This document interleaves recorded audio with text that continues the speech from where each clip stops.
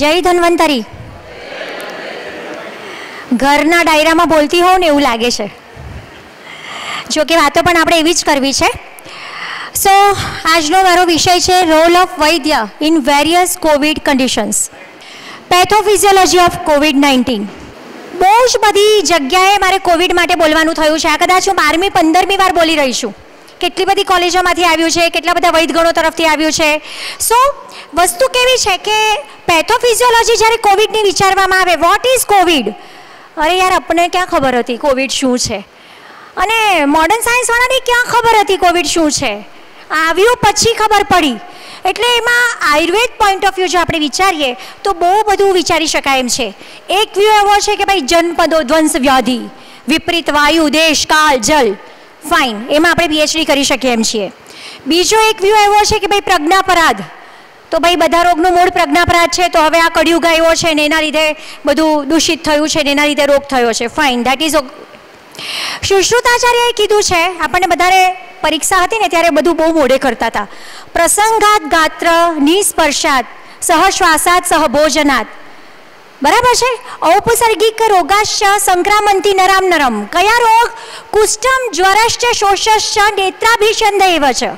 એટલે એમાં એક જગ્યાએથી એક અમારા BHUના પ્રોફેસર હતા, એમણે કીધું કંઈ જ નથી, ઔપસર્ગિક જ્વર છે, દેટ ઇઝ કોવિડ. કારણ કે આ જુઓ એમ કે શ્વાસથી પણ ફેલાય છે, એટલે આપણે માસ્ક બાંધવા પડે છે. ફાઇન, એબ્સોલ્યુટલી ઓકે, આપણે એવું પણ નાખી શકીએ છીએ. એક વ્યૂ એવો છે કે ભાઈ વાત કફજ સન્નિપાત જ્વર છે, દેટ ઇઝ ઓકે. હજી એક એવો વ્યૂ છે શ્વસનક જ્વર છે, દેટ ઇઝ ઓકે. એક બહુ જ પ્રેમથી વાત કહું ને કે ભલે આપણે પેથોફિઝિયોલોજી જોઈએ, પણ મેઇન આપણો ટાર્ગેટ શું હોવો જોઈએ?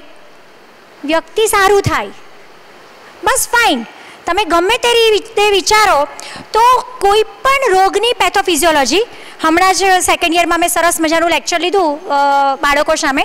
કોઈ પણ રોગ તમે મગજમાં લઈ લો અને તમારે જોવું છે કે આનાથી રોગ કેવી રીતે થાય. જે આપણે સંપ્રાપ્તિ વિઘટન કરીએ એને મુખ્યત્વે 3 ભાગમાં તમે ડિવાઈડ કરી દો. નિદાન છે, એ નિદાનથી સૌથી પહેલાં દોષનો પ્રકોપ થાય છે, વચ્ચે ખવે ગુણ્ય થાય છે જેમાં અગ્નિબાંધ્ય કારણભૂત હોય છે, અને લાસ્ટ વન દુષ્યની શિથિલતા. That's it. આ ત્રણે ગોળ ગોળ ગોળ ગોળ ફરે ને એમાંથી રોગ થાય ને થાય જ.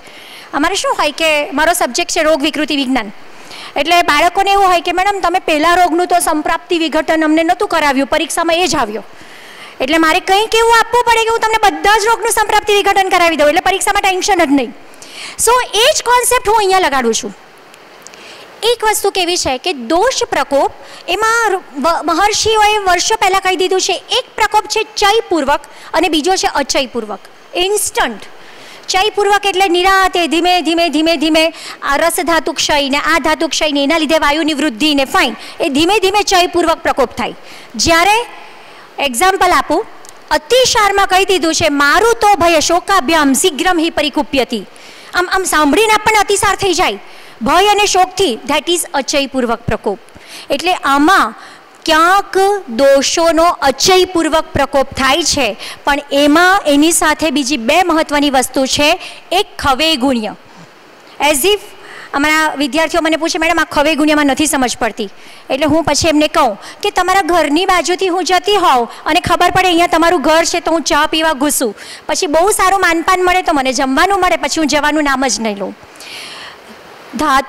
દોષોને અને દુષ્યોને શરીરમાં ફરતા ફરતા જે જગ્યા એવી લાગે કે અહીંયા અમને અનુકૂળ છે ને અહીંયા અમારે અડ્ડો જમાવવો છે, દેટ ઇઝ ખવે ગુણ્ય.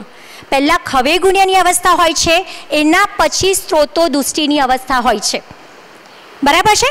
સો નિદાનથી દોષ પ્રકોપ થાય છે, પછી આગળની પ્રક્રિયા થાય છે એવું નથી. ધારો કે મેં આઈસ્ક્રીમ ખાધો, મેં કંઈક કોલ્ડ ડ્રિંક્સ પીધું, તો એની સાથે મારો કફ પ્રકોપ થશે, એની જ સાથે મારા લંગ્સમાં કે મારા થ્રોટમાં ખવે ગુણ્ય થવાની શરૂઆત થશે, એની જ સાથે એ જ નિદાનથી રસધાતુ દુષ્ટિ ચાલુ થશે. ત્રણેય એક જગ્યાએ મળીને રોગોની ઉત્પત્તિ કરશે. This is the way. So મારું કહેવાનું એવું છે કે કોવિડમાં પણ દોષ પ્રકોપ, એમાં મેઇનલી કફ અને એના પછી વાત. ખવે ગુણ્ય જનરલી લંગ્સ, એઝ વી નો બરાબર છે, અને દૃશ્યમાં રસ અને રક્ત. બસ આટલાને આપણે જો ભેગા કરીએ તો એ આપણી બનશે pathophysiology of COVID. This is the simple thing કે જનરલી આમાં બહુ જ આપણે ઊંડા ઉતરવાની જરૂર નથી. બીજું છે ને, મારું એક વૈદ્યોને નમ્ર નિવેદન છે. આમાં વચ્ચે વચ્ચે ક્યાંક હું મારા પ્રેક્ટિકલ એસ્પેક્ટ શેર કરતી રહીશ કે હમણાં મારી પાસે એક સાઉથના વૈદ આવ્યો હતો. દીકરો બહુ જ નાનો હતો ને કે મેડમ હું મહિનો છું અહીંયા શીખવા માટે આવું. મેં કીધું ફાઇન, આવ ને દીકરા. પછી બધું જોતાં જોતાં, મેડમ આમાં વાયુ તર છે કે તમ છે? મેં કીધું બાપરે. મેં કીધું દીકરા આમાં વાયુ વધેલો છે એટલી જ મને ખબર પડે છે, તર અને તમ છે ને હજી મને નથી સમજ પડતી. એટલે તારા પ્રોફેસર પાસેથી તું શીખે તો મને ગાઈડ કરજે. એને તર અને તમ પર 1 મહિનો કાઢી નાખ્યો અને એમાં એ ખરેખર માણસ પેલો સારો પણ થઈ ગયો. એટલે મારું થોડુંક એવું છે કે ફંડામેન્ટલ જે થીમ છે એને સમજો, પણ એને સમજવામાં એટલા ઊંડા ના ઉતરી જાઓ કે આપણો ઓરિજિનલ જે ફંડા છે, ઓરિજિનલ એસ્પેક્ટ છે, આપણો હેતુ શું છે તે ભૂલાઈ જાય. સો પેથોફિઝિયોલોજી ઓફ કોવિડ આપણે જોયું. Now coming to the journey from first case. Luckily હું જે વાત કરવાની છું ને એ વૈદ્યો અહીંયા બેઠા જ છે. એટલે લોકડાઉન થયું અમારી હોસ્પિટલમાં. અમારો 20-22 જણનો સ્ટાફ છે. એટલે એક ચર્ચાનો વિષય બન્યો કે મેડમ અમે ઘરે રહીએ, આપણે બંધ કરવું છે, આ છે તે છે. એટલે બધાને કન્વિન્સ કર્યા અને વિચાર્યું કે ના ના આપણે ચાલુ તો રાખવું જ છે, પડશે એવા દેવાશે.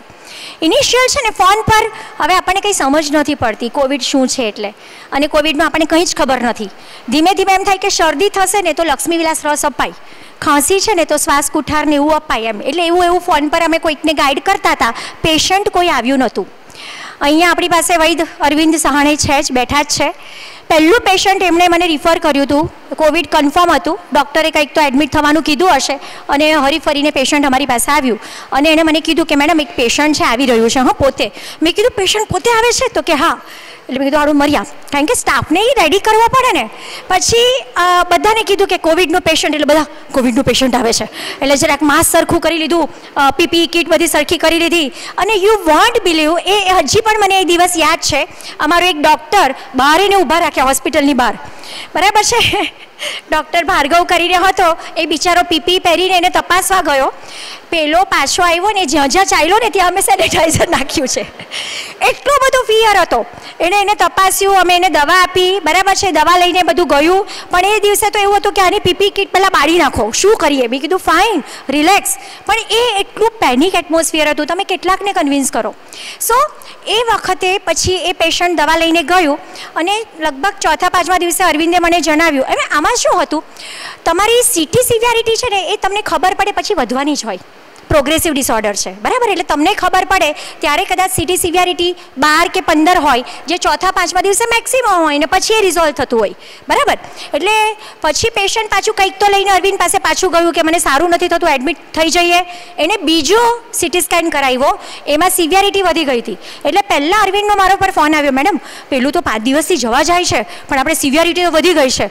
મેં કીધું યાર હવે તો કંઈ નહીં, પછી એમને કહો બીજું શું, એડમિટ થઈ જાય. હવે બીજું તો આપણે શું કરવાના. પછી એને મને રિપોર્ટ મોકલ્યો. અમે બંને રિપોર્ટ વાંચ્યો.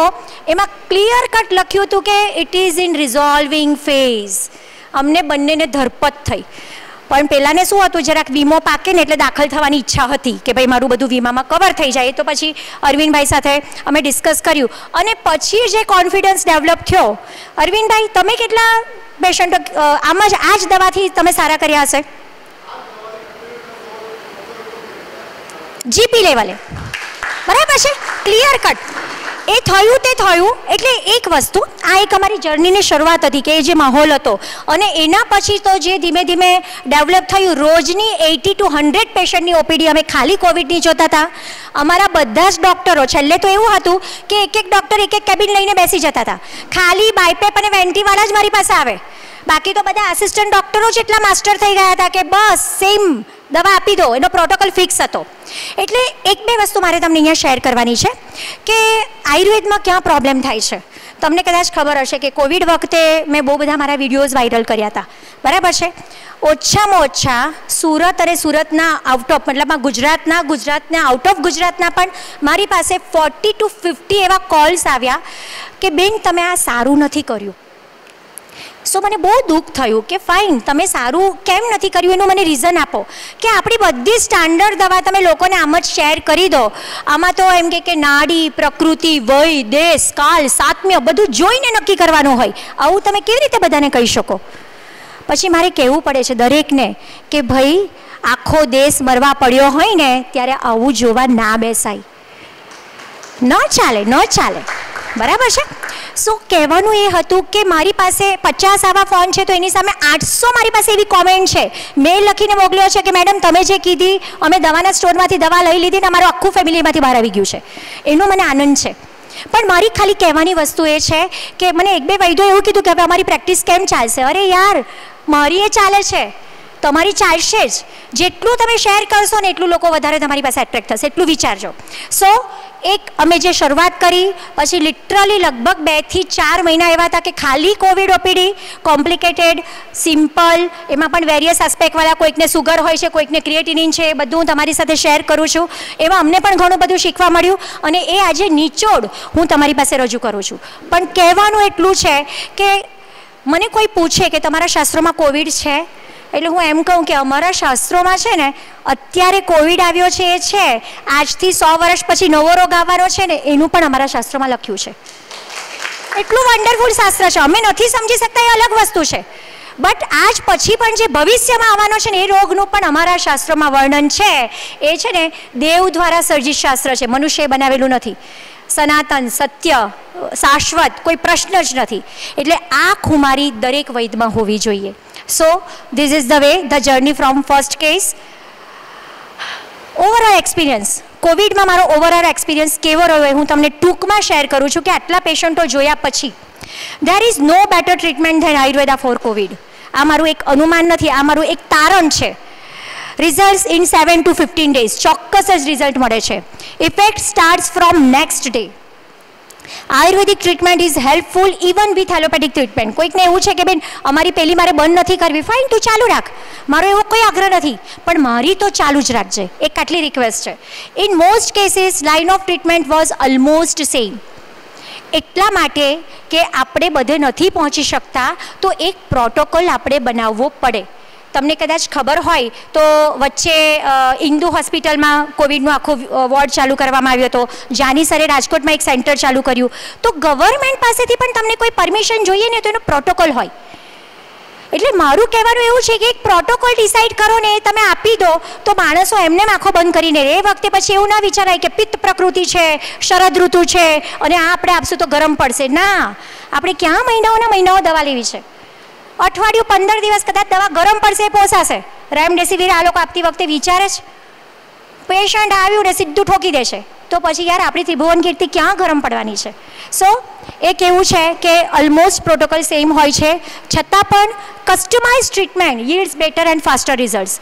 એમાં ક્યારેક કંઈક ફેરફાર કરવા પડે, એ કેવા ફેરફાર એ પણ હું તમને આજે કહું છું તો કરી લેવાના, પણ એમાં કોઈ જ એવો પ્રશ્ન નથી, બેટર રિઝલ્ટ્સ મળે જ છે. At last, very rare post-COVID complications in the patient treated with Ayurveda. આયુર્વેદથી સારા થયેલા કોવિડમાં જવલ્લે જ મેં કોમ્પ્લિકેશન્સ જોયા છે, જવલ્લે જ. સો this was all about overall experience. Now directly coming to case studies. આજે હું અહીંયા જે તમને કેસ સ્ટડીઝ રજૂ કરું છું એ બહુ બધામાંથી મેં સિલેક્ટિવ લીધા છે કે જેમાં આપણને વેરિએશન્સ મળી રહે. સો સેમ્પલ બેઝિસ છે, એમાંથી અમુક સેમ્પલ આપણે તારણ રૂપે લીધા છે. ઓલમોસ્ટ અમે 8,000થી વધારે કોવિડ પેશન્ટને જોયા છે ફર્સ્ટ અને સેકન્ડ વેવ મળીને. Representative of age group, severity of complications અને કોમોર્બિડિટીઝ એના પ્રમાણે આપણે એને ડિવાઈડ કરીએ છીએ. Record traceable in patient management system of hospital. અમારું જે પેશન્ટ મેનેજમેન્ટ સિસ્ટમ છે એમાં દરેક પેશન્ટનો રિપોર્ટ અમે નાખ્યો છે. તમે ગમે ત્યારે શોધો તો એમાંથી મળી જાય એવું છે. અને ઇવન આ બધું અમે પીએમઓ ઓફિસમાં પણ એ વખતે એ સમયે ફોરવર્ડ કર્યું હતું કે આટલા માર્વેલસ રિઝલ્ટ્સ છે. Directly coming to first case, that is Geetaben Mistry. નવસારીની પાસે ગ્રીન એપલ હોસ્પિટલ છે, જેને ખબર હશે એને ખબર હશે. આ પેશન્ટને કોવિડ આવ્યું, એની સિટી સિવિયરિટી 25માંથી 22 હતી, બરાબર છે. CRP 124 હતું. એ ગ્રીન એપલમાં લઈ ગયા, એક દિવસ રાખ્યા. એમને કીધું કે અમારી પાસે હવે એમને મેનેજ કરવા માટે કંઈ જ નથી, તમે સુરત સિવિલમાં કે ક્યાંય પણ લઈ જાઓ. એ પેશન્ટ કારમાં ને કારમાં સુરત સિવિલમાં ગયા, સ્મીમેરમાં ગયા, એમણે બધે જ એમની રીતે ફરી લીધું, ક્યાંય બેડ મળ્યો નહીં એટલે ઘરે ગયા. ઓરલ મેડિસિન્સ માટે પહેલાં ડૉક્ટરને ગ્રીન એપલવાળાને ફોન કર્યો, એમણે ચોખ્ખું જ કહી દીધું જો તમને બેડ મળ્યો નથી તો બિલીવ મી તમારા મમ્મી 2-4 દિવસ છે થાય એટલી સેવા કરી લો. આ શબ્દ એ ડૉક્ટરના હતા એટલે એમણે કીધું ઓકે, એટલે ઘરે જ લઈ ગયા. પછી ઘરે બેઠા બેઠા ક્યાંકથી ક્યાંક મારો વિડીયો જોઈ ગયા હશે તો કે આ બેન બહુ બોલ કરે છે, ચાલો એક ટ્રાય તો કરીએ, એમે મરવાના ને એમે મરવાના, એક સેવા કર્યાનો આનંદ આવે, એ મારે ત્યાં આવ્યા. હવે આ છે ને આજે હું વાત કરું છું ને આ કેસની, તે તમે જુઓ ડેટ 10/7 એટલે ફર્સ્ટ વેવ હતો ને એની વાત કરું છું. એ વખતે છે ને અમે બહુ જ સિમ્પલ મેડિસિન્સ આપતા હતા. હું એનું પ્રોટોકોલ પણ તમને બતાવું જ છું. એટલી દવાથી વિધિન 2-3 ડેઝ એમનું ઓક્સિજન અપ જવા લાગ્યું. 5 દિવસ પછી એમનો CRP નોર્મલ આવ્યો. અમારી પાસે એટલો બધો પેશન્ટનો લોડ હતો ને એટલે મને બહુ જ આમ અંદર હું એટેચ નથી, બધાને દવા અપાતી હતી એવી રીતે એમને અપાઈ હતી થોડી લોડિંગ ડોઝમાં. પછી 5મા દિવસે તો એનો દીકરો આવ્યો, બેન મારા મમ્મીનું CRP આટલું ઘટી ગયું ને મારા મમ્મીનું ઓક્સિજન આટલું રહેવા રહી ગયું. ફાઇન, મેં કીધું બહુ સરસ. પાછી દવાઓ ચાલુ કરી અને એકદમ નોર્મલ. મેં યુટ્યુબ પર એમનો ઇન્ટરવ્યૂ લઈને પણ આખો મૂક્યો હતો, એટલે ક્વાઇટ નોર્મલ. જનરલી કોવિડના પેશન્ટ્સમાં અમે જે પ્રોટોકોલ બનાવ્યો છે, જે જનરલી બધા જ પેશન્ટોમાં કોમન છે, એ હું હવે શેર કરવા જઈ રહ્યું છું. આ એમના રિપોર્ટ્સ છે જે મેં ઓલરેડી પહેલાંમાં લખી જ લીધા છે એટલે હું એમાં નેરેટ નથી કરતી. આ તમે જોઈ શકો છો CRP 124 ડેટ 10/7. આ છે સિટી સ્કેન સિવિયરિટી, આ અહીંયાથી જોવાય છે આપણને 22 આઉટ ઓફ 25 10/7. આ કદાચ મારા લેક્ચરની સૌથી મહત્ત્વની સ્લાઇડ છે. મારે કોવિડનું કંઈક બ્રહ્માસ્ત્ર ચડવું છે તો એ આ છે. એમાં પાછું હું વેરિએશન્સ પાછળ શેર કરીશ. સિમ્પલ, કોઈ પણ પેશન્ટ આવે એટલે ઉકાળો કમ્પલસરી આપવાનો, વિચ કન્ટેન્સ દ્વાત્રી દશાંકવાત અથવા તો ભારંગ્યાદિકવાત અથવા તો પથ્યાદિ કે દશમૂલકવાત. અમે લોકોએ મહાભદ્રકવાત અમે પોતે બનાવ્યો હતો, જેમાં મનસુખભાઈનો પણ બહુ સહયોગ મળ્યો છે અમને ગળો માટે. મહાભદ્રમાં અમે દ્વાત્રી દશાંકની અંદર, દ્વાત્રી દશાંક અમે આસપામાંથી સીધો જ મંગાવ્યો હતો, સેમ દ્વાત્રી દશાંક, એની અંદર અમે ગળો એડ કર્યું હતું અને એને અમે મહાભદ્ર તરીકે ઇન્ટ્રોડ્યુસ કર્યું હતું. એટલે દરેક પેશન્ટમાં સવાર સાંજ 1-1 કપ મહાભદ્ર અથવા તો દ્વાત્રી દશાંક વાત આપતા હતા. પર્સનલી મારું એવું માનવું છે, ગવર્મેન્ટ સેક્ટરમાં દસમૂલ પથ્યાદી લોકો લેતા જ હતા, પણ પર્સનલી મારું એવું માનવું છે કે દ્વાત્રી દશાંક અને ભારંગ્યાદી એ વધારે ઇફેક્ટિવ હતા.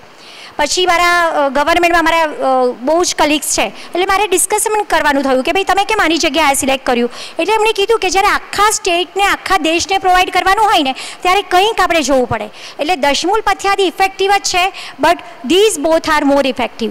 એટલે એક ઉકાળો કન્ફર્મ આપવાનો છે. એના સિવાય ચૂરણ, આ મારું ચૂરણ એ એક કોમન કોમ્બિનેશન છે. સીતોપલાદી ચૂર્ણ 1 ભાગ, યષ્ટિમધુ ચૂર્ણ 1 ભાગ, અરડુસી એટલે કે વાસા ચૂર્ણ અડધો ભાગ અને ત્રિકટુ 1/4. 100 ગ્રામ પહેલાં હોય તો આ 50 ગ્રામ ને 25 ગ્રામ, ધેટ્સ ઇટ. એ 50 ગ્રામના કોમ્બિનેશનમાં હું 1 ગ્રામ અબરક ભસ્મ સહસ્ત્રપુટી. આઈ રિપીટ, કોવિડમાં મને આંખો બંધ કરીને કોઈ એમ કે તારે એક જ દવાનું નામ બોલવાનું, બસ એક જ દવા તારી સૌથી પ્રિય જેનાથી હજારો પેશન્ટ સારા થયા, તો હું આંખો બંધ કરીને કહીશ અબરક ભસ્મ સહસ્ત્રપુટી, ધેટ્સ ઇટ. Wonderful results. ખાલી તમે ટંગ પર 2-3 ચપટી મૂકી દો ને તોય માણસનો ઓક્સિજન અપ થવા લાગે. એક જૂનાગઢથી મારા પર ક્રિટિકલ કેસમાં ફોન હતો કે બેન જૂનાગઢથી રાજકોટ જવા માટે અમારી પાસે ઓક્સિજન સિલિન્ડર નથી, અમે શું કરીએ. મેં ખાલી એટલું કીધું કે હું કહું એ કંપનીની અબરક ભસ્મ લઈ લો અને દર કલાકે એના મોઢામાં 2-2 ચપટી મૂકતા રહો. એ જે બેન હતા એ આયુર્વેદિક ડૉક્ટર હતા અને એનો હસબન્ડ ગાયનેકોલોજિસ્ટ હતો. એની જૂનાગઢમાં બહુ મોટી હોસ્પિટલ છે. તો કે મને તો મિરેકલ લાગ્યું કે યાર આ શું છે એમ. કારમાં પેલું પેશન્ટ છે એને જીપ પર અમે મૂકીએ છીએ, આરામથી રાજકોટ પહોંચી ગયા. પછી બધું જે એમનું કરવાનું તો થયું, બટ આટલી તાકાત અબરક ભસ્મ સહસ્ત્રપુટીમાં છે. હું એવું માનું છું કે એ ઓક્સિજન લો થાય પછી ચપટી આપવાની જરૂર નથી. તમે સવાર સાંજે 1-1 ચમચી ચૂરણ ચટાડો છો, એમાં જ અબરક ભસ્મ ઉમેરી દો. એટલે 50 ગ્રામમાં 1 ગ્રામ અબરક ભસ્મ સહસ્ત્રપુટી એડ કરી જ દેવાની. અગેઇન થોડુંક એવું છે, હું ચૂઝી છું. અમુક દવા આ ફાર્મસીની નહીં જ વાપરવાની અને અમુક દવા આ જ ફાર્મસીની વાપરવાની. અમારે ઘણીવાર એવું થાય કે સાલું કેટલી દવાઓ ને કેટલી ફાર્મસી. મેં કીધું પણ હવે શું થાય, પહેલેથી જે ગમે તે જ ગમે, ન ગમે તે ન જ ગમે, બરાબર છે. સો અબરક ભસ્મ માટે હું બધાની વચ્ચે કહીશ કે 2 ફાર્મસીનું મને ટ્રસ્ટ છે, એક બૈદ્યનાથ અને એક ભુવનેશ્વરી. એના મેં રિઝલ્ટ્સ લીધા છે અને વન્ડરફુલ રિઝલ્ટ્સ છે. એટલે હું એવું કહીશ કે વાપરો. ઘણીવાર એવું થાય કે પેશન્ટનું અબ્રક બસમતી ન વધે તો હું પૂછું, ભાઈ તે કઈ ફાર્મસીની વાપરે છે, ફાર્મસી ચેન્જ કરી લે. એટલે અમુક વસ્તુ જરૂરી હોય છે. સો ધીસ વોઝ ઓલ અબાઉટ. આપણે જોયું આ સહસ્ત્રપુટી અબ્રક ભસ્મ મેં આમાં એડ કરી છે. હવે આ ચૂરણ મધમાં કાલવીને ચાટવાનું હોય છે. જો પેશન્ટ ડાયાબિટીક છે તો અમે આ ચૂરણ આપતા જ નથી. એના બદલે બહુ જ ફેમસ છે આપણા બધામાં શ્વાસામૃતમ લિક્વિડ ચામુંડેશ્વરીનું, ખૂબ સરસ રિઝલ્ટ છે. 2-2 ચમચી નાખો, એમાં 3-4 ચમચી ડાયલ્યુટ કરીને પાણીમાં ડિઝોલ્વ કરી અને આપી દો. વેન્ટીને બાયપેપ પર પણ અમે લોકોએ રાઈસ ટ્યુબમાં નાખ્યું છે શ્વાસામૃતમ, બરાબર છે. સો એટલું ઇફેક્ટિવ છે કે જ્યારે તમને સુગરવાળું પેશન્ટ લાગે છે તો આને ઓમિટ કરી અને for diabetic patient Shwasamritam liquid was given. એક આટલી વસ્તુ મેનેજ કરવાની છે. ટેબ્લેટ્સમાં મને એવું હતું, ઘણા પેશન્ટો કે બેન બહુ બધી ગોળીઓ તમારી. મેં કીધું ખાલી મગજમાં રેમડેસિવિર ને ટોસિલિઝુમેબની કલ્પના કરો એટલે બધી ગોળી સારી લાગવા મળશે. બહુ બધી છે પણ કેટલા દિવસ માટે? 7 કે 15 દિવસ પ્રેમથી લઈ લો ને. બીજી એક વસ્તુ, મને થોડુંક એવી ટેવ કે મારા પેશન્ટો સાથે છે ને થોડી વધારે ટોકેટિવ. એટલે હું કહું કે જો મારી દરેક દવામાં છે ને ભગવાન હોય. હું તમારા ઘરે આવું ને તમે મને મોઢું ચડાવીને પાણી આપો ને તો મને એમ થાય નથી પીવું તારું પાણી, જા. મારી દવા તમે મોઢું બગાડી લો ને તો મારી દવામાં અંદર રહેલા ભગવાનને ખોટું લાગી જાય. એટલે લો ને તો પ્રેમથી જ લેવાની કે ના ના, તો કે એવું મેડમ, હા મેં કીધું, એની અસર જ આખી બદલાઈ જાય. એટલે એક આ વસ્તુ જોઈએ કે ભાઈ તમે આમ કરીને નહીં, પ્રેમથી લો. આટલી દવા થોડાક સમય માટે જ લેવાની છે. સો જ્યારે વટીની વાત આવે છે તો લક્ષ્મી વિલાસ રસ કોઈક કેસમાં 1 BD અથવા 1 TDS અથવા મેં અહીંયા લખ્યું છે કોલ્ડેપ. મેં આ ધન્વંતરી ફાર્મસીની છે, બહુ જ વાપરી છે. એના કોમ્બિનેશનમાં 4 વસ્તુ છે. લક્ષ્મી વિલાસ પણ છે, ત્રિભુવન કીર્તિ પણ છે, સુદર્શન પણ છે અને ગોદંતી છે. તમે જોજો વચ્ચે કોવિડમાં બહુ જ એવું હતું કે હેડેક સિવિયર થાય, હેડેક બસ એમ કે ફીવર ના હોય પણ હેડેક ઉતરે જ નહીં. તો કોલ્ડેપના કોમ્બિનેશનમાં 4 વસ્તુ છે. એટલે જનરલી હું 2 BD કોલ્ડેપ આપતી હતી. જ્યારે અવેલેબલ ના હોય, કોઈને રેકમેન્ડ કરવાનું હોય તો લક્ષ્મી વિલાસ 1 BD અથવા 1 TDS. This was the first tablet. એના પછી સેકન્ડ છે સુવર્ણ વસંત માલતી રસ અથવા તો સ્વાસોલ્ફોડ. સ્વાસોલ્ફોડ ભુવનેશ્વરીની છે, મેં ખૂબ જ વધારે વાપરી છે. સ્વાસોલ્ફોડમાં ઘણા બધા કફનાશક કન્ટેન છે. એની ડબ્બીમાં છે ને એનું આવે છે લિટરેચર, અને એમાં પણ સુવર્ણ વસંત માલતી આવી જાય છે. વચ્ચે તો એવું થયું હતું, આપણને બધાને ખબર છે કે એક એવો પીરિયડ હતો કે દવાની અવેલેબિલિટી જ નથી. એટલે રાજકોટમાં મારા 2-4 પેશન્ટો તમે કીધું તમે એક કામ કરો, તમે છે ને ગોંડલ ભુવનેશ્વરીમાં જાઓ, ત્યાં ઓરિજિનલ ભુવનેશ્વરીનું છે, ત્યાં જઈને કહો કે અમને 10 સ્વાસોલ્ફોડ જોઈએ છે. એ ત્યાં ગયા, ત્યાં પેલા દુકાનવાળાએ કીધું કે સુરતમાં કોઈ જોગલ મેડમ છે, એણે 500નો ઓર્ડર આપ્યો છે, હજી બની નથી. એટલે પેલાએ મને કીધું મેડમ બને છે તે તમારા માટે છે, બાકી નથી. સો કોઈક દવા છે એટલી એફિશિયન્ટ હોય ને ત્યારે આપણે ચોક્કસ એને યુઝ કરવી જોઈએ અને લોકો સુધી એ વસ્તુ પહોંચાડવી જોઈએ. એટલે સુવર્ણ વસંત માલતી રસ થોડીક કોસ્ટલી છે. શ્વાસોલ્ફોડમાં એનું કોન્સન્ટ્રેશન ઘટી જાય છે એટલે થોડીક ઇકોનોમિક છે. પણ આમાં જે ડોઝ લખ્યો છે, ફ્રેન્કલી કહું, આ 1 BD અથવા 1 TDS ડોઝ છે, જે સેકન્ડ વેવમાં ચેલેન્જિંગ પેશન્ટમાં અમે દિવસની 8-8, 10-10 ગોળીઓ આપી છે. 8-8, 10-10, બરાબર છે. સો અગેઇન સુવર્ણ વસંત માલતી રસ. એના પછી છે શ્વાસ કુઠાર રસ અથવા તો કલ્યાણ ફાર્મસીની કોફસાઇડ ટેબ્લેટ અથવા તો ડિકોફસિન એલાર્સિનની. આમાંથી કોઈ પણ જે અવેલેબલ હોય તે બધી કફનાશક છે. સો એ કોમ્બિનેશન હતું. અને એટ લાસ્ટ જ્યારે અનકન્ટ્રોલ્ડ પાયરેક્સિયા ફીવર છે પણ ઉતરવાનું નામ નથી લેતો તો અમે યુઝ કરતા હતા, દેટ ઇઝ ત્રિભુવન કીર્તિ રસ. હવે બીજી એક વસ્તુ કહું, ત્રિભુવન કીર્તિમાં આપણને ખબર છે એનું કોમ્બિનેશન આદુનો રસ છે, વચનાક છે. સો ત્રિભુવન કીર્તિમાં એવું થાય છે કે ક્યારેક એ પેશન્ટને સૂટ ન થાય ને થોડુંક એસિડિટી જેવું થાય, તો એ કેસમાં દૂધપાપેશ્વરની એ ફ્લુઓસિલ ફોર્ટ આવે છે, આપણને ખબર જ છે, બહુ સ્ટાન્ડર્ડ છે. એમાં ત્રિભુવન કીર્તિની સાથે સુદર્શન છે અને એની સાથે સુદશેખર છે. એટલે એ ફ્લુઓસિલ 1 TDS તમે આપી શકો. એ ગરમ પડવાની શક્યતા ઘણી ઓછી છે. સ્પેસિફિક એવું લાગે કે આ પેશન્ટ ચેલેન્જિંગ છે, પિત્ત ઓલરેડી થાય છે, તો ત્રિભુવન કીર્તિની જગ્યાએ અમે એ ફ્લુઓસિલમાં કન્વર્ટ કરતા હતા. So this was all about vati. આ વટીની વાત રહી. સ્ટીમ ઇન્હેલેશન, હેલિન કેપ્સ્યુલ્સ અથવા જીવનબિંદુ કંઈ જ ના હોય, સિમ્પલ પાણીની સ્ટીમ, કંઈ જ નથી, પાણીમાં અજમો નાખીને એની સ્ટીમ લો, દેટ્સ ઇટ.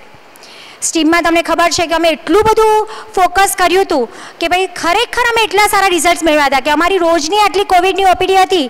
અમે ડૉક્ટર્સમાં પણ કોવિડનું પેશન્ટ જોઈએ તો 10-10, 15-15 વાર પણ 2-2 મિનિટ સ્ટીમ લેવા જતા હતા અને એ અમને રિઝલ્ટ્સ દેખાયા છે.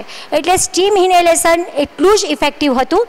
અગેઇન ગાર્ગલિંગ, ગરમ પાણીના કોગળા અથવા તો હિમાલયાની ઓરોટી અમે એ વખતે વાપરતા હતા, બહુ સ્ટાન્ડર્ડ અને સારા રિઝલ્ટ્સ હતા, અથવા હળદર મીઠાવાળા પાણીના, એનું પણ બહુ સારી ઇફેક્ટ હતી. અને એટ લાસ્ટ હર્બલ ટી. હું કોવિડ અથવા પેશન્ટ જે જોબ કરે છે, બધાના સંપર્કમાં આવે છે, એમને એવું કહેતી કે એક થર્મોસ ભરીને જાઓ. સિમ્પલ, આપણને ખબર જ છે હર્બલ ટી, અજમો, મરી, લવિંગ, તજ, સિંધવ અને સૂંઠ, દેટ્સ ઇટ, ઉકાળી અને પાણીમાં નાખી અને પીયા કરો. અમારો સ્ટાફ છે ને બધા એક એક થર્મોસ લઈને આવતા હતા. હવે કોવિડ ગયો છે ને તો પણ મારું થર્મોસ ચાલુ છે કે મેડમ તમારી ટી અમને ભાવે છે અને આજની તારીખમાં અમે રોજ એકવાર તો પીએ જ છીએ. સો ઇફેક્ટિવ હતી અને ગરમ ગરમ જયા કરે ને તો એની એક સ્ટ્રોંગ ઇફેક્ટ હોય. એટલે ધીસ વોઝ માય કોમન પ્રોફોર્મા કે કોઈ પણ પેશન્ટ આવે એટલે પ્રાઇમરી આપવાનું, પછી જે ચેન્જીસ કરવાના છે એ હું આગળ જતાં તમને બતાવું છું. સો આ આખી વાત આપણે કરી ગીતાબેન મિસ્ત્રીની, જેના કેસમાં આટલી દવા ગઈ હતી. Is it okay? Yes or no? Yes or no? Fine. So હવે બીજું એક પેશન્ટ હતું, રમેશભાઈ મિસ્ત્રી. થોડુંક તમને ખાલી સમજાવી દઉં. પહેલું એક સિમ્પલ પેશન્ટ હતું, હેલ્ધી પેશન્ટ હતું. આ પેશન્ટ ડાયાબિટીક પેશન્ટ હતું, પણ ડાયાબિટીસની એની દવાથી ડાયાબિટીસ મેનેજ થતું હતું, એમાં કોઈ મતલબમાં ફ્લક્ચ્યુએશન નહોતું, ઇટ વોઝ મેનેજ. બહુ સાચી વાત કહું ને તમને તો આ પેશન્ટ જ્યારે આવ્યું ત્યારે 17 સાથે, એમના પાછળ રિપોર્ટ છે, આ 17 સાથે એમનું CRP 63 હતું ને SpO2 90 હતું. અમે બધી જ દવાઓ આપી જે મેં તમને કીધી છે, બધી જ દવા આપી, ઇન્ક્લુડિંગ શ્વાસામૃત. મેં તમને કહી જ દીધું છે કે ચૂરણ જ્યાં નથી આપ્યું, ડાયાબિટીક પેશન્ટ હોય તો અમે શ્વાસામૃત આપતા હતા, તો એ બધું જ આપ્યું હતું. પછી સમહાવ હું તમને ખાલી કહી દઉં કે કોવિડ વખતે અત્યારે ડૉક્ટર પણ અમારા હાજર છે, અમારી 8-10 ડૉક્ટરોની ટીમ છે. એક ડૉક્ટરને અમે સ્પેર કરી દીધા હતા રોજ 40 કે 50 જણને ફોન કરવાના. રોજ એ 5 દિવસ સુધી રોજ અમારા ફોન જાય, બેન તમને કેવું છે, ઓક્સિજન આજે કેટલું છે, તાવ છેલ્લે ક્યારે આવ્યો, એ પ્રમાણે જરૂર પડે તો તમને દવામાં વધઘટ કરાવડાવે. તો અને રોજના ફોલોઅપ કોમ્પ્યુટર પર લખાઈ જાય, એ ફોલોઅપ મને ઘરે બેઠા વંચાય, કોઈ ક્રિટિકલ હોય તો પાછી હું સામેથી કોલ બેક કરું કે ફાઇન, બરાબર છે. બેન હસી રહ્યા છે કે મેડમ બહુ ફોન કરાયા, થાકી ગયા હતા, બરાબર છે. એટલે એક ડૉક્ટરને અમે સ્પેર કરી દીધા હતા, કારણ કે આપણા માટે પણ અઘરું હતું, નવું હતું. મને પણ બીક હતી કે આ પેશન્ટનું ઘરે ગયા પછી શું થશે, બરાબર છે. સો એક એવું હતું કે એક ઇનિશિયલ સ્ટેજમાં આપણે આયુર્વેદને પ્રસ્થાપિત કરવાનું હતું. એટલે ઇનિશિયલ સ્ટેજમાં મને 4-5મા દિવસે ફીડબેક મળ્યું કે રમેશ કાકાને સારું નથી, રમેશ કાકાને સારું નથી. એલોપેથી કદાચ ડૉક્ટરે આપી હશે કે નહીં આપી હોય. પછી મને 7મા-8મા દિવસે ખબર પડી, જ્યારે એમનું CRP યુ કેન સી 17 સાથે એમનું 63 હતું અને 26 સાથે એમનું 117 CRP થઈ ગયું, બરાબર છે. ફાઇન. તો એ દિવસે મને ખબર પડી કે એક રૂમમાં છે, રૂમમાં એ લોકોએ પૂરી દીધા છે, બધી દવાઓ ત્યાં મૂકી દીધી છે, એટલે દવા લેતા જ નથી. દિવસમાં 5 કે 6 વારની દવા 1 કે 2 વાર લે, સવારે એકવાર થોડી ઘડી લે, બાકીની લે. એટલે પછી જે ગીતાબેનનો સન જે અત્યારે અહીંયા આવવાનો હતો, એ પોતે એના રિલેટિવ છે, એના ઘરે ગયા, એના રૂમમાં ઘૂસ્યા અને બધી દવા એમની એમ જોઈ. પછી મને કીધું, મેં કીધું ભાઈ 117 થયું, ઓક્સિજન 82-84 છે, તમે રિસ્ક નહીં લો. ના બેન, દવા ગઈ જ નથી. મેં કીધું હવે તો કે મેડમ હવે હું અહીંયા રોકાયો છું, 5 જ દિવસ હું દવા આપું, મને તમારી દવા પર ભરોસો છે. એ માણસ 5 દિવસ એમના ઘરે રોકાયા, બીજા બધાને ડર લાગતો તો એમના રૂમમાં જવાનો. આ ભાઈ રોજ દિવસમાં 2-2 કલાકે 3-3 કલાકે જઈને બધી જ દવા આપતા હતા. અને એના પછી તો નોર્મલ થઈ જ ગયો હતો, પણ એમને પછી રિપોર્ટ નથી કરાવ્યો, કારણ કે ઓક્સિજન વધવા માંડ્યું અને ઓલમોસ્ટ 26/7નો છે ને, 2-3 તારીખે ઓલમોસ્ટ નોર્મલ હતા. આ તો પછી એમને બહુ લેટ સારા થયા, પછી મેં કીધું એટલે એમને 14/8 રિપોર્ટ કરાવ્યો હતો, પણ વિથઆઉટ એની એલોપેથી મેડિસિન્સ, ખાલી ડોઝ પ્રોપર ગયો અને એ વ્યક્તિ ઊભા થઈ ગયા. 1-2 વસ્તુ આના કેસમાં જ્યારે પણ મને એવું લાગતું હતું કે આ નોર્મલ કરતાં સેજ હટકે છે, ત્યારે હંમેશા બધી જ દવાઓમાં શ્વાસોલ્ફોર્ટ સિવાય હું એક દવા એડ કરતી હતી અને એનું નામ છે દૂત પાપેશ્વર કંપનીની કાશ શ્વાસ હારી રસ. કાશ શ્વાસ હારી રસમાં જનરલી કોમ્બિનેશનમાં લક્ષ્મી વિલાસ રસ છે, એના સિવાય તાલી સાદી છે, એના સિવાય સૂતશેખર છે, અને મુખ્ય કન્ટેનમાં શ્વાસકાશ ચિંતામણી રસ છે. હવે શ્વાસકાશ ચિંતામણી રસ છે ને કાશ શ્વાસ હારીમાં 10 મિલીગ્રામ જાય છે, જ્યારે આપણે એકલી ટેબ્લેટ આપીએ ને ત્યારે 125 છે. એટલે હું તમને આગળ કન્ડિશન કહીશ કે કાશ શ્વાસ હારી પણ દિવસની 2-2 કલાકે લગભગ હું 6 થી 8 કે 10 ટેબ્લેટ આપતી હતી. એટલે 3 કોમ્બિનેશન ફિક્સ, શ્વાસોલ્ફોડ, કાશ્વાસ હારી અને અભ્રક ભસ્મ, આ 3 મુહુર જાય. બીજું બધું ભલે ગોળી 2 વાર લો, 3 વાર લો, કોલ્ડેપ, કોફસાઇડ, લક્ષ્મી વિલાસ એ ચાલે, પણ આ 3 દવા જે તમારું ઓક્સિજન ડાઉન નથી થવા દેતી, એટલે મુહુર એ દવાઓ ચાલુ રાખતા હતા. સો એક આ તમે જોઈ શકો છો અહીંયા કે ઓવરઓલ આ રમેશભાઈ મિસ્ત્રીનું છે, આ એમના રિપોર્ટ્સ છે. CRP ફર્સ્ટ ડે 62, ત્યાર પછી કોવિડમાં ઇનિશિયલ ફર્સ્ટ ડે પછી એમણે MRI CT સ્કેન કરાવ્યો નહોતો, પહેલા જ દિવસે. પછી તો એમનું 117 થયું ત્યારે તો CT એમને કરાવ્યો જ નહોતો, પણ ફર્સ્ટ ડે જ એમનું 30-35% ઇન્વોલ્વમેન્ટ હતું. પછી તો ખબર નહીં 70-80 થયું હશે, જ્યારે ઓક્સિજન 80ની નીચે જતું રહ્યું હતું. સો આ CRP હાઈ ઓન 26/7, અને this was the last report of CRP. સો એક જસ્ટ આપણે જોયું, ધેટ વોઝ અબાઉટ રમેશભાઈ મિસ્ત્રી, જે ડાયાબિટીક પેશન્ટ હતું અને આપણી દવાથી ક્યાંય જ કોઈ પ્રોબ્લેમ થયો નથી અને ઇઝી ગોઈંગ વેમાં બધું પાર પડ્યું છે. હવે થર્ડ કેસ જે લઈ રહ્યું છું એ કદાચ આજના બધા કેસમાં સૌથી ક્રિટિકલ હતો, સૌથી ડેન્જર હતો, અને આ પેશન્ટની હું બહુ ફ્રેન્કલી વાત કરવા ઈચ્છું છું. પેશન્ટનું ઘરે કાકા છે 85 યર્સના, એમનું નામ છે ભીખા કાકા, Bhikhabhai Prajapati.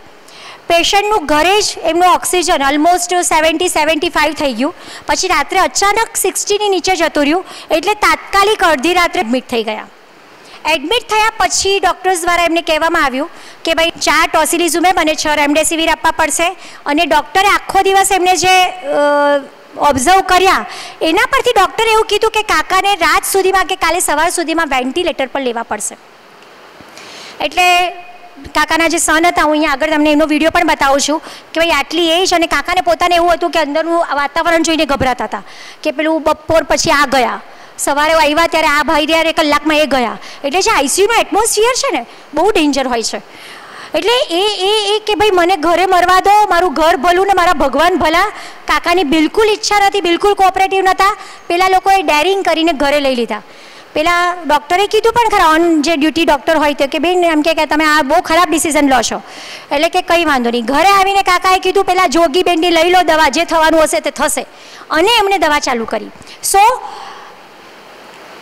Critical case with comorbidities like DM, IHD, heart patient તો હતા જ કાકા, COPD હતું, અસ્થમાનો પંપ ઘરે લેતા હતા. પણ આ બધું થયા પછી તો એ બધું બંધ થઈ ગયું, અને was admitted in hospital four 1 day. એમણે બીજે જ દિવસે ડિસ્ચાર્જ લઈને ઘરે આવી ગયા. પછી એવું હતું અબ તુમારે હવાલે વતન સાથીઓ. એટલે આવા કેસમાં આપણે પણ વધારે કોન્શિયસ થઈ જઈએ. કાકા ચોક્કસ મહિને 1.5-1.5 મહિને સારા થયા, અને એમના ઇન્વેસ્ટિગેશન્સ હું તમને બતાવું. એક વખત આપણે જોઈ લઈએ, પછી એમનો વિડીયોઝ આપણે ઓપરેટ કરશું. C IL-6 that was 644. Normal value ખબર છે? Up to 5. હવે ભૂલી ગયા, હા, પહેલાં યાદ હતું, કોરોના હતો ને ત્યારે, હવે ભૂલી ગયા છીએ. સો ઇન્ટરલ્યુકિન 6, બરાબર છે, તમને કદાચ ખબર જ હશે, પણ હું થોડુંક તમને ડિટેલમાં આના વિશે કહીશ. એ એક એવી વસ્તુ છે કે બોડીમાં ઇન્ફ્લેમેશન, ઇન્ફેક્શન, કોઈ પણ મતલબમાં કાર્ડિયાક સિસ્ટમમાં કંઈક પ્રોબ્લેમ હોય, કેન્સર છે, કોઈ પણ ઇન્ટરનલ ઇન્ફેક્શન એ બતાવે છે, ઇન્ફ્લેમેશન બતાવે છે. તો IL-6 એ વધારે પડતું હોવું, દેટ ઇઝ વેરી ડેન્જર. જે 5ની નીચે હોવું જોઈએ, દેટ વોઝ 644. અગેન LDH પણ આપણને ખબર જ છે, બરાબર છે, ઇટ વોઝ ટુ હાઈ, જે જનરલી 400-450ની નીચે હોવું જોઈએ. D ડાયમર જનરલી 500 હોવું જોઈએ, તે કાકાનું D ડાયમર હતું મોર ધેન 10,000. આ એમના બધા ઘરે આવ્યા ને બીજા દિવસના રિપોર્ટ હતા, મેં કરાવ્યા કે એક વખત જોઈ તો લઈએ કેટલું ક્રિટિકલ છે. SpO2 80 હતું વિથ ઓક્સિજન. ઓક્સિજનની સાથે 80 મેનેજ થતું હતું, એનાથી વધારે વધતું નહોતું અને CRP નોમિનલ હતું. એ કેવું છે કે CRP છે ને ઇનિશિયલ સ્ટેજ પર એનું મહત્ત્વ હોય, પછી તો એ ફ્લક્ચ્યુએશન થયા જ કરે. કદાચ હોસ્પિટલાઇઝ હોય ને કેથેટર નાખે તો પાછું ઇન્ફેક્શન થાય તો પણ CRP હાઈ થાય, આપણને ખબર જ છે. એટલે પછી CRPનું બહુ વેઇટેજ રહેતું નથી. સો આ કન્ડિશનમાંથી પછી કાકાને દવા આપવામાં આવી અને ઇટ વોઝ એબ્સોલ્યુટલી નોર્મલ. આપણે જસ્ટ એમનો વિડીયો એમના સનના અવાજમાં જ જોઈએ. મારું નામ રજનીકાંત પ્રજાપતિ છે. અમારા પપ્પા છે ભીખાભાઈ પ્રજાપતિ. એમને કોરોનાની તકલીફ પડી ગઈ, એમને શ્વાસની તકલીફ હતી, એને ચાલવામાં તકલીફ હતી, એમને તાવ ને બધું શરીરને બધું જ દુખતું હતું ને પછી અમે હોસ્પિટલમાં દાખલ થયા.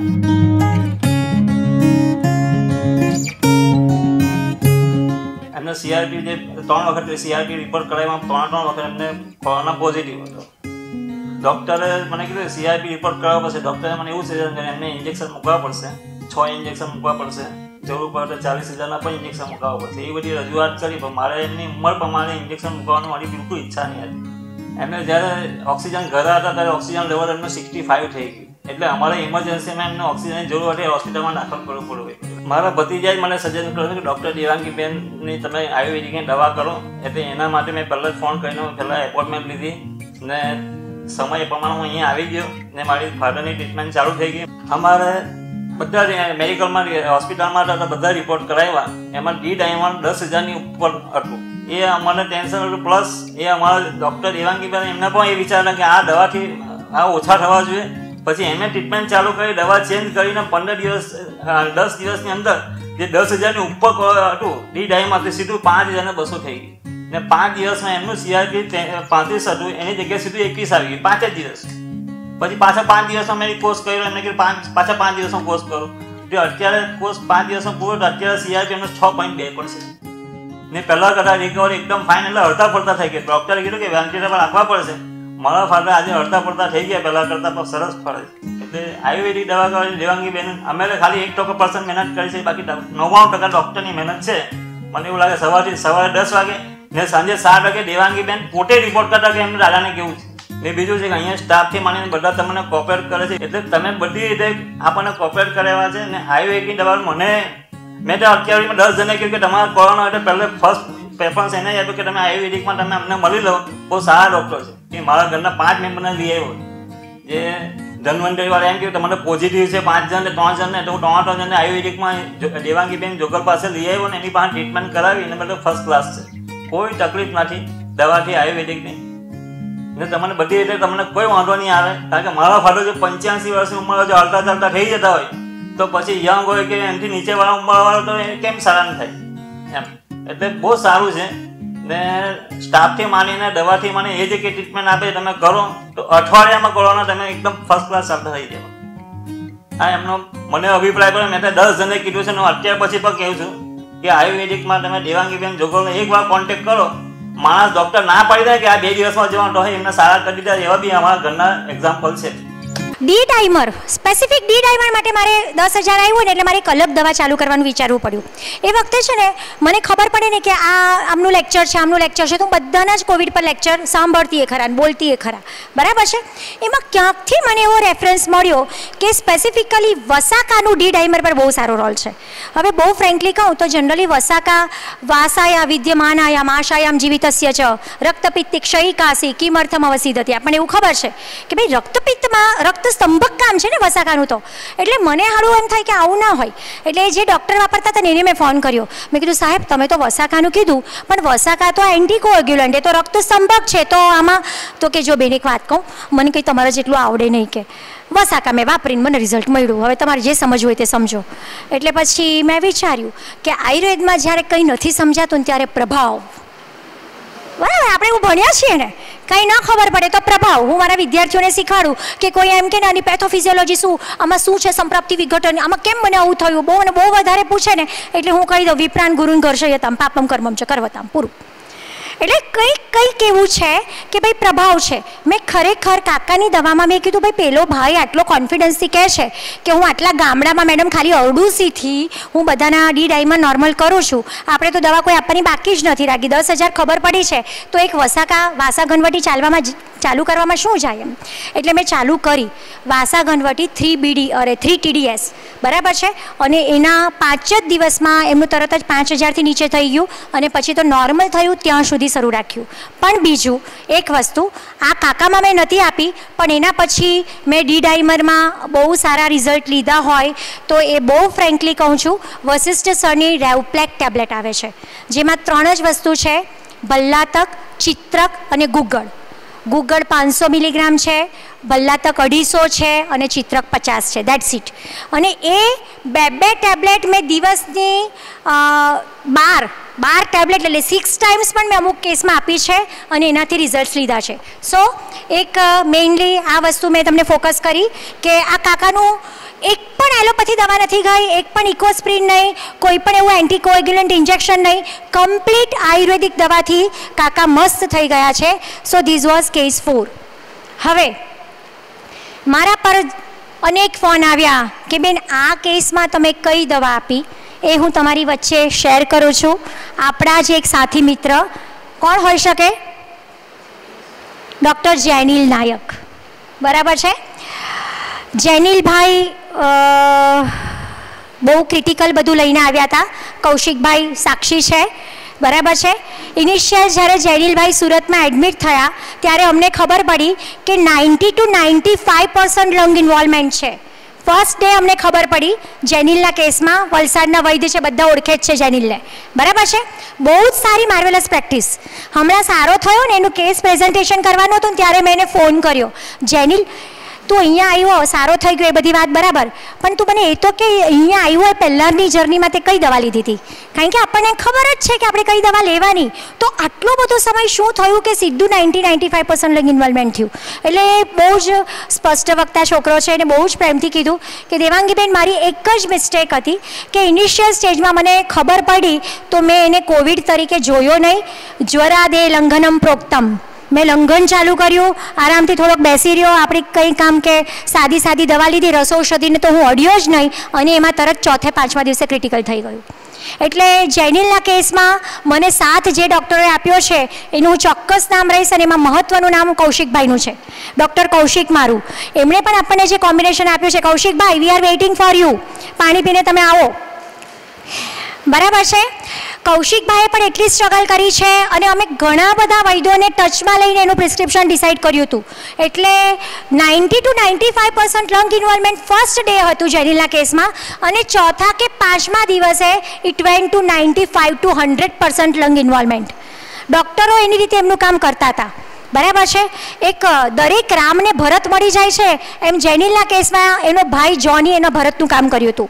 એટલે સામાન્ય શરૂઆતમાં તો એવું હતું કે આપણે કઈ દવા આપી શકીએ એમ છીએ, તો સાવ આંખો બંધ કરીને જે મેં દવા શરૂ કરાવી હતી દેટ વોઝ ટેબ્લેટ શ્વાસોલ્ફોટ, શ્વાસકાશ ચિંતામણી રસ, શ્વાસકાશની સાથે કાશ શ્વાસ હારી પણ આપી અને અબ્રક ભસ્મા એક પ્રાઇમરી મેં શરૂ કરી દીધું હતું. મને ખબર પડી એટલે તરત જ બીજા દિવસે કૌશિકભાઈએ એક સરસ મજાનું કોમ્બિનેશન અમને શેર કર્યું હતું. કૌશિકભાઈ સરસ મજાની ઘરેથી પડીકી બનાવી અને અમને મોકલી અને કૌશિકભાઈ એના માટે ઘણા બધા વૈદ્યોની હેલ્પ લીધી હતી. પોતે પોતાનું જ્ઞાન વાપર્યું. દમણિયા સર, રામ શુક્લ સર, ઘણા બધા જે કોવિડના તજજ્ઞ હતા એ લોકો સાથે વાતચીત કરી. અમે વચ્ચે રજનીકાંતભાઈને પણ ટચમાં લીધા. સો બધા જ લેવલ બેસ્ટ વૈદ્યો મળીને જેનિલની ટ્રીટમેન્ટ કરી રહ્યા હતા. સો એ કોમ્બિનેશન કૌશિકભાઈ તમારી સંમતિથી હું શેર કરું છું. ઓકે, સો એ કોમ્બિનેશન હું તમને બતાવું છું જે કૌશિકભાઈએ મને મોકલ્યું હતું. એ આ છે. બહુ જ ક્રિટિકલ સ્ટેજ હતું, 100% લંગ ઇન્વોલ્વમેન્ટ. એટલે ઇટ વોઝ વેરી ડિફિકલ્ટ કે આપણે કઈ રીતે એને બહાર લાવીએ. સો હીરક ભસ્મ, યુ કેન સી, હીરક ભસ્મ 200 મિલીગ્રામ છે. ત્રૈલોક્ય ચિંતામણી રસ, અમે વેન્ટી અને બાયપેપના ઘણા પેશન્ટોમાં બહુ પ્રેમથી ત્રૈલોક્ય વાપરી છે. સો ત્રૈલોક્ય ચિંતામણી રસ, મહાલક્ષ્મી વિલાસ રસ, અબ્રક ભસ્મ, પ્રવાલ પિષ્ટી, ચંદ્રામૃત રસ અને વાસા ચૂર્ણ, આ બધાના મિલીગ્રામ જે લખ્યા છે તે પ્રમાણે એ બધાને 12 પાર્ટમાં ડિવાઈડ કર્યા અને રોજની 6 પડીકી જેનિલને આપવામાં આવતી હતી. અલોંગ વિથ શ્વાસોલ્ફોટ, શ્વાસકાશ ચિંતામણી રસ, કાશ્વાસ હારી રસ અને આના સિવાય અબ્રક ભસ્મ. સો એક આ ઓવરઓલ કોમ્બિનેશન 6 ટાઈમ્સ એને જતું હતું. ક્યારેક એવું થતું હતું કે 6 વારની બદલે 5 વાર જાય, 4 વાર જાય, વચ્ચે એને એક હોસ્પિટલમાંથી બીજી હોસ્પિટલમાં શિફ્ટ કરવો પડ્યો, તો એને એક બે જ કોમ્બિનેશન, એક કે બે ડોઝ ગયા, પછી આખા દિવસના ન ગયા, એમાં પાછું થોડું ક્રિટિકલ થઈ ગયું. એટલે આવા બધા ઘણા વેરિયન્ટ્સ અમે ફીલ કર્યા. હું, કૌશિકભાઈ અને ડૉક્ટર દીપા કૌશિક છે, અમે બધા ટચમાં હતા. અને આ તબક્કે જેનિલભાઈના કેસમાં કદાચ મેં 20 ફોન ડૉક્ટર વશિષ્ઠ સરને કર્યા હશે, કારણ કે ગમે ત્યારે કંઈ પણ ક્રિટિકલ થાય એટલે તરત જ અમે એના કોમ્બિનેશનમાં ચેન્જ કરવા પડે. અમે અમારી રીતે કરતા હોય, પણ એક વડીલનું માર્ગદર્શન હોય ને તો આપણો કોન્ફિડન્સ વધી જાય કે ફાઇન, આમાં આવું કરવામાં કોઈ જ વાંધો નથી. સો એક આ વસ્તુ કરવામાં આવી. એના પછી આગળ જાઉં છું 3rd સ્ટેજમાં. જેનિલની જ વાત ચાલે છે. મેં પ્રાઇમરી કોમ્બિનેશન કીધું, એની સાથે આ પડીકી અમે ચાલુ કરી હતી. એના સિવાય મ્યુકોરમાઇકોસિસ એક્ઝેક્ટ ડેવલપ નહોતી થયું, પણ સીરમ એસ્પેરિગસ એનું પોઝિટિવ આવ્યું હતું. એટલે ડૉક્ટરે એ વખતે કીધું કે મ્યુકરની શક્યતા છે, તમે ખાલી સાચવજો. એટલે પેલું કહેવાય ને, દૂધનો દજેલો છાશ ફૂંકીને પીવે. એટલે અમે તરત જ શું કર્યું કે મ્યુકર એસ્પેરિગસ જ ખાલી પોઝિટિવ હતું. એક્ઝેક્ટ તો મ્યુકર ન જ કહી શકાય, પણ એ પોઝિટિવ હતું. એટલે આપણે ડરવું પડે. એટલે એ કેસમાં રજનીકાંતભાઈને ટચમાં લઈને અમે કૃમિ કુઠાર રસ, રજનીકાંતભાઈ આ બધી વસ્તુ બહુ ડિટેલમાં કહેવાના છે આપણને. અને બહુ ફ્રેન્કલી કહું કે મારા કેટલા બધા ક્રિટિકલ કેસ મેં ડૉક્ટર રજનીકાંતને મોકલ્યા છે અને ઓલમોસ્ટ બધા સારા થઈ ગયા છે. એટલે એ કેવું હોય ને કે દરેકનું એક પોતાની માસ્ટરી હોય. એ દવા પણ આપણને ખબર છે, પણ ક્યારે દવાના ડોઝમાં શું ચેન્જ કરવો, ક્યારે કઈ આપવી, એ જે એમની સૂઝબૂઝ છે ને એ દાદ માંગી લેવી છે. સો કૃમિ કુઠાર રસ, અગેઇન ગંધક રસાયણ એ વખતે અમે આપ્યું હતું. સેરેનોકોટ્ટાઈ કેપ્સ્યુલ આવે છે, ભલ્લાતક ઘીની. ભલ્લાતક ઘીની કેપ્સ્યુલ આવે છે. ભલ્લાતકની વાત કરું એટલે હું તમને કહી દઉં કે જેવું જેનિલનું 100% ઇન્વોલ્વમેન્ટ થયું હતું ને, એટલે એની સાથે અમે ભલ્લાતક ચાલુ જ કરી દીધું હતું. ડૉક્ટર વશિષ્ઠ સરની એન્ટીવી ટેબ્લેટ, 2 ટેબ્લેટ દિવસના 6 વાર મિનિમમ અમે આપતા હતા વાટીને. એમાં પણ ભલ્લાતક છે, એના સિવાય એના કોમ્બિનેશનમાં કાલમેઘ છે અને દુગ્ધિકા છે. So it was also nice. પણ આ કેસમાં સેરેનોકોટ્ટોઈ એટલે ભલ્લાતક ઘ્રીતની કેપ્સ્યુલ છે, બહુ જ નાની છે. એટલે જ્યાં સુધી ઓરલી એ લેતા હતા ત્યાં સુધી બરાબર છે. પછી જ્યારે એને રાઇસ ટ્યુબમાં આપવાની વાત હતી ને, તો પછી અમે એને મિક્સ કરીને થોડું ડાયલ્યુટ કરીને એમાં જવા દેતા હતા. પણ થોડુંક ફ્રેન્કલી કહું, સેરેનોકોટ્ટાઈમાં મને પ્રોબ્લેમ થતો હતો રાઇસ ટ્યુબમાં આપવામાં. એ પેલું ઘી છે ને સરફેસ પર ચોંટી જતું હતું, અંદર સુધી પહોંચતું નહોતું. એટલે અગેઇન પછી એ વખતે અમે ભલ્લાતકના કોમ્બિનેશનવાળી રેવપ્લેક અને એન્ટીવીરનો ભૂક્કો કરી અને એને પાણીમાં ડાયલ્યુટ કરીને આપવાનું ચાલુ કર્યું હતું. સો સેરેનોકોટ્ટાઈ, ઇન્ફેક્સી, કોઈ પણ ઇન્ફેક્શન માટેની એની પણ સારી ટેબ્લેટ્સ છે. ઇન્ફેક્સીમાં ગંધક અને યશદ આવી જ જાય છે. એટલે જ્યારે ઇન્ફેક્સી આપી હતી ત્યારે ગંધક રસાયણ અમે બંધ કરી દીધું હતું. કૃમિઘ્નવટી, ત્રૈલોક્ય ચિંતામણી રસ પેલા પડીકામાં જતી હતી, એના સિવાય અમે એક્સ્ટ્રા આપવાની ચાલુ કરી હતી થોડા સમય માટે. મિનોવિટ, જ્યારે અતિશય વીકનેસ, મિનોવિટના કોમ્બિનેશનમાં છે ને યશદ છે, શિલાજીત છે અને સરસ મતલબમાં રસૌષધિ છે, અને વીકનેસ માટે એનું સારું બહુ કામ છે. એટલે જે પણ પેશન્ટ એવું કે ને બહુ જ વીકનેસ લાગે છે, ખાલી 1 TDS તમે મિનોવિટ આપી દેતા ને તો એના બહુ સારા રિઝલ્ટ મળતા. અને સૌથી મહત્ત્વનું વાવડિંગ સિદ્ધ જલ, એ મને રજનીકાંતભાઈએ કીધું તું બીજું કંઈ કરો કે ન કરો, વાવડિંગ સિદ્ધ જલ એને કન્ટિન્યુઅસ ચાલુ રાખજો. એટલે 1 કપ પાણીમાં વાવડિંગ નાખી અને અમે રાઇસ ટ્યુબમાં નાખી દેતા હતા. એટલે આટલી વસ્તુથી લગભગ 5મા 7મા દિવસ સુધીમાં એ વસ્તુ, એ રિપોર્ટ હતો તે નોર્મલ પણ થઈ ગયો હતો અને પછી એના કોઈ કોમ્પ્લિકેશન્સ આવ્યા જ નથી. So this was all about asparagus અને સ્પેસિફિક સિમ્ટમ્સ. પછી જેનિલભાઈ ઊભા થયા ને એ બહુ ડેન્જર રીતે ઊભા થયા છે. એમાં ઘણા બધા વૈદ્યોની મગજ તણાઈ ગયા હતા કે આમાં કરવું શું. કંઈ પણ ચાલુ કરીએ ને પછી અચાનક એને યુરિનમાં ઇન્ફેક્શન થઈ ગયું ને અતિશય બ્લીડિંગ ચાલુ થઈ ગયું હતું. એટલે એ વખતે બીજી બધી જ દવાઓ બંધ કરી અને લોડિંગ ડોઝમાં અમે ચંદ્રકલા અને કામદૂધા આપી હતી. પ્લસ એક પેલા મેન્ટલ એટેક્સ ક્યારેક ક્યારેક આવે, નેગેટિવિટી આવે, તો એ વખતે બ્રાહ્મી અથવા તો કિન્સ હર્બલની સોમનાકિન કરીને છે, જેમાં બ્રાહ્મી, તગર, જટામાસી, વચા એનું કોમ્બિનેશન છે. એટલે આ વસ્તુ અમે ચાલુ કરી હતી. એના સિવાય જ્યારે એક લેવલે અમને એવી ખબર પડી કે હવે કંઈક તો ઓક્સિજન લેવલને બધું મેન્ટેન છે, બરાબર છે, થોડુંક ઓટું આપ્યા પછી પણ ઇન્ટરનલ બ્લડમાં કાર્બન ડાયોક્સાઇડનું લેવલ વધી જાય છે. એટલે ડૉક્ટરોએ કીધું કે હવે આનું કંઈક મેનેજ કરવું પડશે. એટલે એમાં અમદાવાદના 2-3 ડૉક્ટરો સાથે અમે વાત કરી અને એ ડૉક્ટરોએ જે નામ આપ્યું એ મેં મારી જિંદગીમાં પહેલી વાર સાંભળ્યું હતું. દેટ વોઝ અષ્ટમૂર્તિ રસાયણ.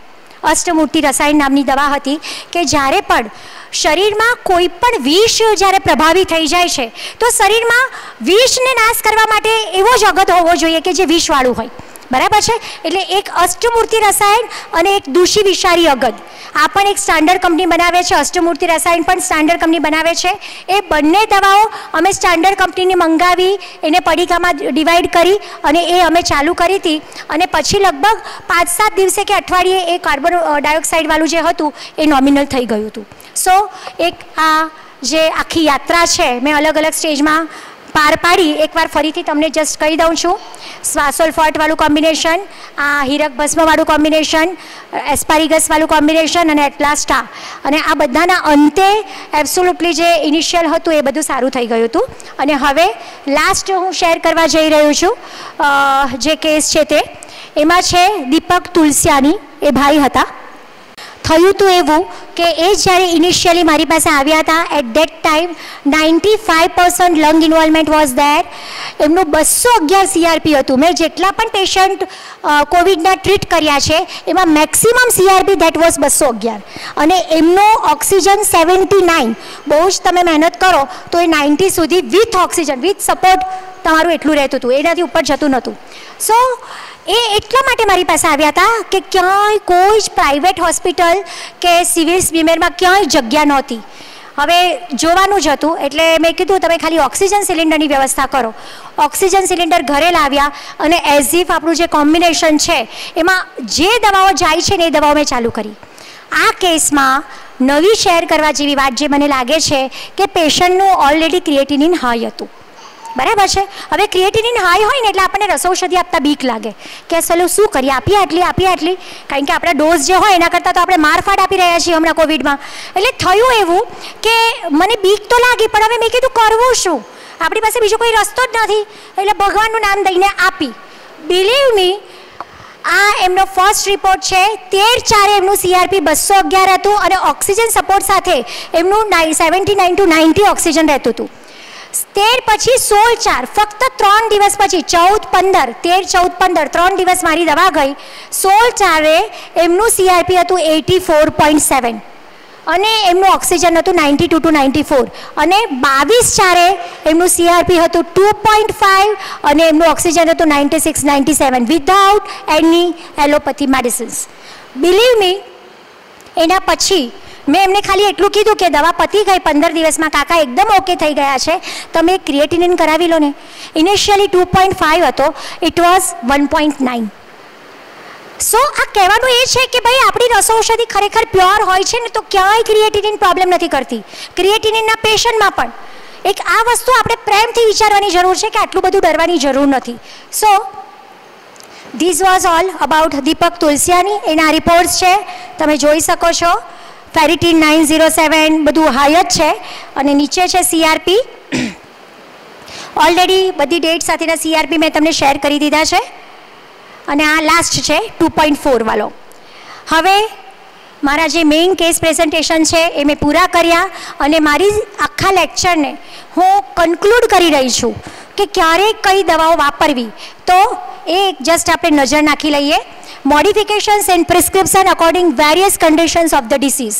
કઈ અવસ્થામાં કઈ દવાઓ આપવી એ આપણે અહીંયા જોઈ રહ્યા છીએ. જ્યારે પણ CRP એ મોર દેન 20 આવે, 20થી ઉપર છે ને એટલે બહુ અમે ક્રિટિકલ બધી દવાઓ ચાલુ જ કરી દો, બેસી ના રહો. એટલે તમારી જે નોર્મલ સુવર્ણ વસંતમાંથી જાય છે તો પણ હું એવું માનું છું કે કાશ શ્વાસ હારી અથવા શ્વાસકાશ ચિંતામણી ચાલુ કરી જ દેવી, બિલકુલ રાહ ન જોવી. એટલે ધીસ ઇઝ કાશ શ્વાસ હારી રસ. અથવા તો એટલે CRP એ 20 કરતાં વધારે હોય અથવા RT-PCR 20 કરતાં ઓછો હોય. એક વસ્તુ મારે શેર કરવી છે. RT-PCR આપણે જોયા, હા, હવે તો બધાની માસ્ટરી આવી ગઈ છે. એમાં કેવું હોય કે 15 હોય 17 હોય તો આપણે ક્રિટિકલ માનીએ, 20, 22, 25 હોય એટલે આપણને ખબર છે કે એમ મટવાનું જ છે. મારી પાસે એક પેશન્ટ આવ્યું જેનું RT-PCR 7 હતું. એટલે મારી પાસે રોજના 100 પેશન્ટ આવે ને પહેલું પેશન્ટ મેં એવું જોયું કે જેનું 5, 6, 7ની આજુબાજુ હતું. એટલે મને થોડોક ડાઉટ ગયો. એ ફેમિલીવાળાએ ચોખ્ખું જ કહી દીધું કે બેન મારી દીકરી કોલેજમાં ભણે છે, RT-PCR 7 આવ્યો ને એટલે મને 4 ફેમિલી ડૉક્ટરે એવું કીધું છે કે આ તો 7 આવ્યો છે એટલે બહુ ક્રિટિકલ છે, તમે સીધું એડમિટ કરી દો. તો તમને તમારી જાત પર ભરોસો હોય તો હું એડમિટ ન કરું, નહીં તો હું એડમિટ કરું. એટલે મેં કીધું એક સેકન્ડ તમે 10 મિનિટ વેઇટ કરો, હું તમને 10 મિનિટમાં જવાબ આપું છું. મેં તરત જ ત્યાંથી સ્ટર્લિંગના ડૉક્ટર ભરત ટંડેલ છે એમને કોલ કર્યો. મેં કીધું sir what does it mean કે RT-PCR 7 છે, મને એ જાણવું છે. તો કે કેમ શું થયું? મેં કીધું સાહેબ હું કોવિડના પેશન્ટ ટ્રીટ કરું છું પણ પેશન્ટનું RT-PCR 7 છે. હવે એને GPA એવું કીધું કે 7 એટલે બહુ વધારે કહેવાય. એટલે વોટ ઇઝ ડિફરન્સ બિટવીન RT-PCRની CT વેલ્યુ અને પેલી તો આપણને ખબર જ છે કે જેમ વધારે હોય ક્રિટિકલ હોય અને આમાં જેમ ઓછું હોય એટલે ક્રિટિકલ હોય. એટલે મારે આને ક્રિટિકલ ગણવું કે નહીં? એટલે એ પેથોલોજિસ્ટે મને બહુ સરસ રીતે સમજાવ્યું કે RT-PCR 7 એ કોઈ મેટર જ નથી. ખૂબ જ અર્લી સ્ટેજમાં તમે એને ડાયગ્નોઝ કરી લીધું છે. હજી તો એ વધવાનો બાકી છે, ધીમે ધીમે વધશે અને પછી એ ડાઉન થશે. જ્યારે કોવિડ મટવાનો હોય ને તો છેલ્લા 5-7 દિવસમાં RT-PCR 22, 25, 28, 29 આવે. પણ એકદમ અર્લી સ્ટેજમાં તો કે તમે કેવી રીતે જજ કર્યું? મેં કીધું સાહેબ એના ફેમિલીમાં 5 જણા છે, 3 કે 4ને પોઝિટિવ છે એટલે મેં એનો પણ કરાવી લીધો. યસ, તમે જોજો હજી એને સિમ્ટમ્સ ચાલુ જ નહીં થયા હોય એટલે એનું પોઝિટિવ છે અને RT-PCRની વેલ્યુ 7 છે. તરત જ એના પેરેન્ટ્સે બોલાવ્યા. મેં કીધું બિંદાસ રહો, તમારું દીકરી તરત જ સારી થઈ જશે, કશે જવાની જરૂર નથી, કશે એડમિટ થવાની જરૂર નથી. અને આપણે બધી દવા ચાલી કરી. Within 7 days she was completely okay. Clear? એટલે આ જે મને સમજમાં આવ્યું, મને એવું છે કે તમે પણ સમજો કે RT-PCR ડાઉન હોવો એ કોઈ ક્રિટિકલ વાત નથી, એ ખૂબ અર્લી સ્ટેજ ડિસીઝનું બતાવે છે. That's it. સો એક ખાલી કહી દઉં છું, if associated with any digestive issue, જ્યારે ડાયજેશનમાં કંઈ પ્રોબ્લેમ છે, કોવિડમાં એવા કોઈ આપણે સિમ્ટમ્સ મળે છે ત્યારે મેં સંજીવની વટી વાપરી છે, કુટજ ઘનવટી કે કામદુધા વાપરી છે. સંજીવનીમાં ભીરામો છે, વચનાક છે, ત્રિકટુ ત્રિફલા વચા છે અને વાવડિંગ છે. પણ બહુ ફ્રેન્કલી કહું કે બહુ સારા રિઝલ્ટ છે અને બહુ ડરીને વાપરવા જેવી નથી. મસ્ત દવા છે, શાંતિથી તમે વાપરો, કોઈ જ પ્રશ્ન નથી. ને સંજીવનીના રિઝલ્ટ પણ મતલબમાં ડાયજેસ્ટિવ સિસ્ટમનો પ્રોબ્લેમ છે ને સાથે ફીવર છે તો ખાલી સંજીવની આપશો ને ફીવર ઉતરી જશે. સો એના પછી હાઈ ગ્રેડ ફીવર. હાઈ ગ્રેડમાં અમે ચંદ્રકલા આપતા હતા, કામદુધા આપતા હતા, પિત્તહર આપતા હતા, પાયરિલ DS કે પાયરોક્સ, અને શાસ્ત્રોક્ત દવા કહું તો આનંદ ભૈરવ અને કસ્તુરી ભૈરવ. સૌથી મોંઘી પણ સૌથી ઇફેક્ટિવ. કેટલાય પેશન્ટો મારે રિઝલ્ટ લીધા છે અને મારી ફીવર માટેની ફેવરિટ દેટ ઇઝ જય મંગલ રસ. થોડી કોસ્ટલી છે. પેશન્ટ પૂછે બેન હજી બોક્સ લેવું પડશે? એટલે આપણે સમજી લઈએ એના હાવભાવ પરથી કે ખરેખર કોસ્ટલી દવા છે પણ વન્ડરફુલ રિઝલ્ટ. તમે 4 કે 5 ગોળી આપો ને એટલે ફીવરના 2 સ્પાઇકની વચ્ચેનું ઇન્ટરવલ તમારો ઓછો થવા લાગે. સો એટલી વન્ડરફુલ દવા છે, દેટ ઇઝ જય મંગલ રસ. એસોસિએટેડ વિથ વીકનેસ, સુવર્ણ વસન માલતી તમે એક્સ્ટ્રા ડોઝમાં આપો, શિલાજીત અથવા નવરત્ન કલ્પામૃત રસ આપો તો એ તમારું વીકનેસમાં તમને રિઝલ્ટ મળે છે. અને લાસ્ટ, જો બોડી એક હોય તો મેં 20 તિંડુક આપી છે. પ્રેગ્નન્ટ લેડીમાં ખાલી ત્રિભુવન કીર્તિ નથી વાપરી, બાકીના ત્રિભુવન કીર્તિ અને ઉકાળો જેમાં દ્વાત્રી દશાંગને બધું જાય છે, એના સિવાય બધી જ દવાઓ મેં પ્રેગ્નન્ટ લેડીમાં બિંદાસ વાપરી છે. એસોસિએટેડ વિથ મસ્ક્યુલર પેઇન હોય તો બલારિસ્ટ, અશ્વગંધારિસ્ટ અથવા અમૃતારિસ્ટ તમે આપી શકો. અને if SpO2 is less than 90 તો મેં આગળ તમને કીધું કે અભ્રક ભસ્મ અને શ્વાસકાશ ચિંતામણી એમાં આપી શકો. એના સિવાય દિવ્યેશભાઈએ પણ મને ઘણીવાર કીધું છે, ઘણા બધા ડૉક્ટરો પાસેથી મને ફીડબેક મળ્યા છે કે શ્વાસ કુઠારનું પ્રધમનસ્ય એ પણ ઇન્સ્ટન્ટ આપણું SpO2 વધારે છે, પણ મેં નથી ટ્રાય કરી, પણ ઓરલી શ્વાસ કુઠાર મેં ટ્રાય કરી છે. સો this was all about specific condition of Covid. લાસ્ટમાં ક્યારેક જે વાપરી હોય એવી દવાઓના ખાલી તમને નામ કહેવા માંગુ છું. સમીર પન્નગરસ ખૂબ ઓછી વાપરી છે હોસ્પિટલાઇઝ અને વેન્ટીના પેશન્ટો માટે. ત્રૈલોક્ય ચિંતામણી મેં ઘણી વાપરી છે. એન્ટીવીર અને વસાકા અને બ્રાહ્મી. યાકુતી રસાયણ આ એક નવી દવા છે જેનું મેં નામ સાંભળ્યું. યાકુતી રસાયણ છે ને બેઝિકલી રદ્ય છે. હું તમને કહેવાનું ભૂલી ગઈ, જેનિનના કેસમાં કાર્ડિયોમેગાલી આવ્યું હતું વચ્ચે, જ્યારે આપણે ઇકો કરાવ્યું હતું ત્યારે ડૉક્ટરે કીધું હતું કે કદાચ સાઇટોકાઇન સ્ટોર્મ જેવું લાગી રહ્યું છે.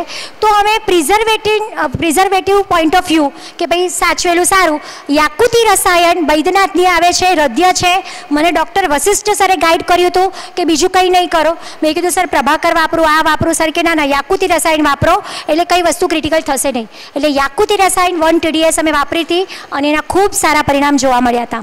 પ્રભાકર મિશ્રણ જે પણ હાર્ટ માટે છે, રેવપ્લેક મેં તમને ઓલરેડી કહી દીધું, બૃહદવાદ ચિંતામણી રસ અને શ્વાસકુઠા રસ, સ્પેસિફિકલી કન્ડિશન પ્રમાણે આવી દવાઓ વાપરવાની આવી છે. So at last our experience was that total અમે મોર દેન 8,000 પેશન્ટ ક્લિયર કર્યા છે. કોમોર્બિડિટીઝમાં ડાયાબિટીસ, હાઇપરટેન્શન, કિડની, હાર્ટ બધા જ અમે લીધા છે. ઓક્સિજન લેવલ 68થી તો અમે લેતા હતા, બરાબર છે. એનાથી લો હોય તો હોસ્પિટલાઇઝ કરવું પડે. Age group up to 85 years. અને નો સ્પેસિફિકલી જે મારે કહેવાનું છે, no rise in serum creatinine even with rasaushadhi. રસૌષધિ આપવા છતાં પણ ક્યારેય કોઈ પેશન્ટનું ક્રિએટિનિન વધ્યું નથી. મીડિયામાં એક મારી રિક્વેસ્ટ છે, હું તમને બધાને હમણાં પણ હું મેડમ સાથે એ શેર કરતી હતી કે એવું કેમ કે એકનું દવાખાનું ચાલે આયુર્વેદમાં ને બીજાનું ના ચાલે. બધા જ હોશિયાર છે યાર, પણ જ્યારે તમે 500 કમાવશો ને તો એમાંથી 100 રૂપિયા ખર્ચો તો તમે બીજા દિવસે 1000 કમાશો, બરાબર છે. તમે જે કામ કરો ને એની લોકોને જણાવો, લોકોને સ્પષ્ટતા કરો કે જો ભાઈ અમે આ રિઝલ્ટ લીધા છે. અમે પ્રેસ કોન્ફરન્સ કરી, અમે બધાને કીધું કે ભાઈ we are dealing with Covid. કેટલા બધા ડૉક્ટર્સ છે, MD ફિઝિશિયન્સ છે જે ક્રિટિકલમાં કહી દે કે મારી દવા પણ લો અને સાથે પેલા જોગીમાંથી લઈ આવો. વેન્ટીવાળા 2 પેશન્ટ સારા છે ને તો એના વોર્ડવાળા બધા જ આવી ગયા, બેન અમારું પણ વેન્ટી પર છે, તમારી દવા આપી દો ને. સો કહેવાનું એવું છે કે થોડાક જાગૃત થાઓ. તમે જે સારું કામ કરો છો ને એને ડિજિટલ મીડિયા પર નોટ નાખી દો. મારું કોઈ પણ પેશન્ટ સારું થાય ને છેલ્લી વારે જતી વખતે કહું આપણી છેલ્લી મુલાકાત છે સાહેબ, એક રિક્વેસ્ટ છે જરા ગૂગલ રિવ્યૂ આપી દેજો ને. બિલીવ મી, મારા જેટલા ગૂગલ રિવ્યૂ કોઈ એલોપેથી ડૉક્ટર્સના પણ નથી. 300 થી 350 ગૂગલ રિવ્યૂ છે મારી પાસે. ખાલી આટલું જ કરવાનું છે, એમાં આપણે કોઈ નાના નથી પડી જતા. એટલે મીડિયાને જાણ કરો કે તમે શું કરી રહ્યા છો. આ એક અમે જે પ્રેસ કોન્ફરન્સ કરી એનો એક ફોટોગ્રાફ છે. So request to all Ayurveda doctors, Ayurveda best છે, મહાન છે, બરાબર છે. પોતાની જાતને હિનપત અથવા તો ખરાબ રીતે ના જુઓ.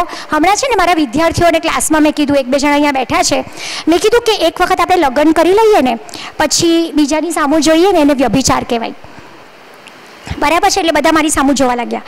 મેં કીધું કે હવે યાર તમે આવી ગયા છો 2nd યરમાં, બરાબર છે, આયુર્વેદમાં આવી ગયા છો, તમે આયુર્વેદ સાથે લગ્ન કરી લીધા છે, હવે બીજે શું કામ ફાંફા મારો છો યાર, બરાબર છે. આપણી પત્નીને આપણા પતિને જ પ્રેમ કરવામાં મજા છે. સો મારું કહેવાનું એવું છે કે બસ મસ્ત રીતે જુઓ, બરાબર છે. દેવાંગી બેનની જો રોડની 70-80 પેશન્ટની ઓપીડી હોય ને તો કોઈ પણ વૈદ્યની 70-80ની પેશન્ટની ઓપીડી હોય જ શકે, એમાં કોઈ ડાઉટ જ નથી, કારણ કે એ તાકાત આયુર્વેદની છે. એટલે દરેક વૈદ્યોને રિક્વેસ્ટ છે કે મસ્ત આમ જરાક આમ હટકે જુઓ, આમ ઊંચી નજરે પોતાને જુઓ. મને બહુ જ મજા આવે, મારા વેઇટિંગમાં આવે ને પછી ફોન આવે, મેડમ તમારા વેઇટિંગમાં બેઠા છે ને આ હોસ્પિટલમાં કાર્ડિયોલોજિસ્ટ છે, જરા એને વચ્ચેથી લઈ લેજો ને. તો પણ હું 10 મિનિટ બેસાડીને લઉં, બરાબર છે કે ફાઇન. એટલે એવું નથી, આપણી પોતાની એક માસ્ટરી છે અને કોવિડે એ માસ્ટરી પ્રૂવ કરી છે. So last but not least, thank you very much. તમે બધાએ મને સરસ રીતે સાંભળી. Thanks again.